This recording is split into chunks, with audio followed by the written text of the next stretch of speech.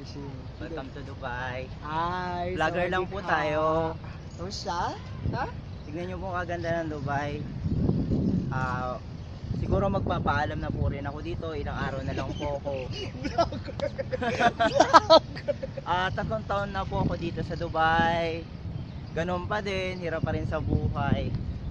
Pero, at least, laban, na-enjoy naman ang buhay, di ba? Ganun talaga ang buhay abroad.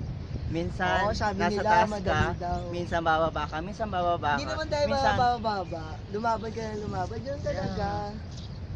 Explore mo minsan lang walang lahat. tutulong sa'yo, ganun. Sarili mo lang. Kaya, kailangan mo maging malakas dito sa Dubai. Kasi ang bahay dito, ang mahal-mahal ng upa. Grabe, i-convert mo sa peso. Di ba sabi mo nga magko-convert?